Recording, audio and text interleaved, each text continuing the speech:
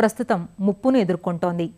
ఉప్పునీటి చెరువుల్లో ఒకప్పుడు టైగర్ రొయ్య కాసులు కురిపించగా క్రమేపీ టైగర్ను వైట్ స్పాట్, లూజ్ షెల్ వంటి వ్యాధులు చుట్టబెడుతూ సాగును చతికిలపడేలా చేశాయి.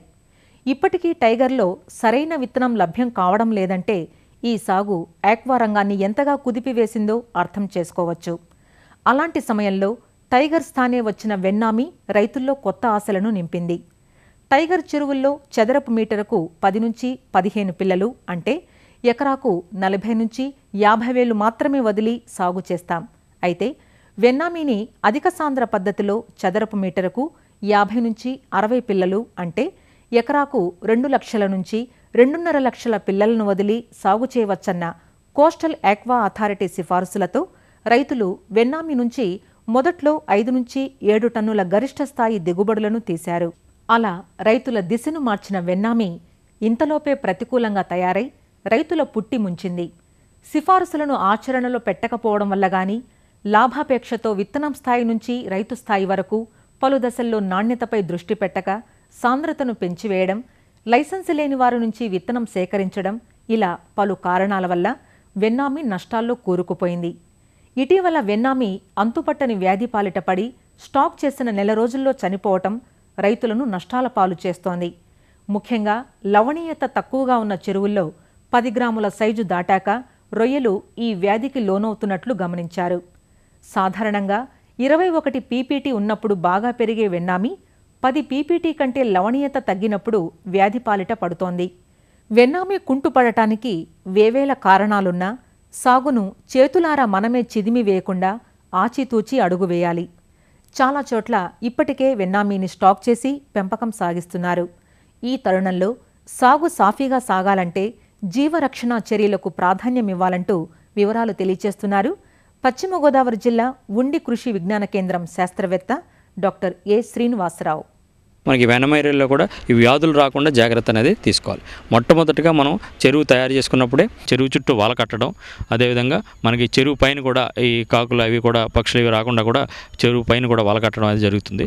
ఆ విధంగా కట్టడమే కాకుండా చెరువుని కనీసం మనకు ఉన్న దాంట్లో ఒక 10% ఏరియాని తీసుకుని అందులో ఒక చిన్న చెరువుని మనం రిజర్వాయర్ ట్యాంక్ ముందు ఏర్పరచుకొని అందులోకి మనం నీటిని తోడుకొని అందులో నీటిని శుద్ధిపరిచిన తర్వాత బ్లీచింగ్ పౌడర్ని వేసి దాన్ని ఒక 3-4 రోజులు ఉంచిన తర్వాత దాన్ని మనం చెరువులోకి తోడుకోవడం వల్ల చాలా వరకు మనకి ఈ కంటామినేషన్ మనం చాలా వరకు తగ్గించవచ్చు. ఈ విధంగా నీటిని తోడుకున్న తర్వాత మనకి వెన్నామీని తీసుకుని రావడం జరుగుతుంది. అయితే మనం ముఖ్యంగా ఈ వెన్నామీ మనకి 3-4 నెలలు మనం పెంచుతుంటాం కనుక ఈ 4 నెలల్లో కూడా మనం చెరువులో ఎంత సెలనిటీ మనం నీటిని మనం అందించగలం అనేది ముందుగా నిర్ధారించుకుని ఒకే రకమైన సెలనిటీని మనం అందించగలిగేటట్టు చూడాలి. ఆ విధంగా సెలనిటీల్లో తేడాలు 3 పీపీటీకి మించకూడదు. ఆ పీపీటీ ముందు నిర్ధారించుకుని దాంట్లోనే మొదట్లోనే మనం సీడ్ని మన హ్యాచరీని తీసుకొచ్చి మనం మన చెరువులో వేసుకుంటే మంచిది. ఎప్పుడైతే మనం ఈ సెలనిటీ తేడా ఎక్కువగా 3 పీపీటీకి మించి ఉందా ఈ రొయ్యలకి ఒత్తిడి అనేది ఎక్కువ అయ్యి మనకి తొందరగా ఈ వ్యాధులు రావడం, అదేవిధంగా మనకి గ్రోత్లో పెరుగుదలలో తగ్గుదల జరగడం జరుగుతుంది. ఎప్పుడైతే ఎకరానికి 20,000 మించి వేసామో ఏరేటర్లు అనేవి కంపల్సరీ.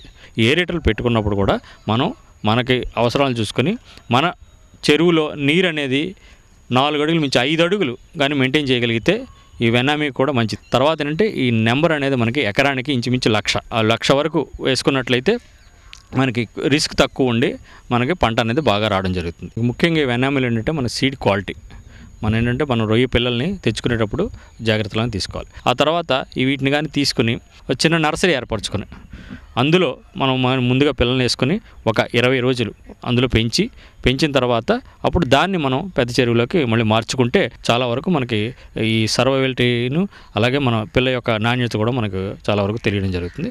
ఆ తర్వాత మనం వేసిన తర్వాత ఏం చేస్తుంటాం, మనకు మేత యాజమాన్యం అని ఇవన్నీ చాలా చక్కగా చేస్తుంటాం.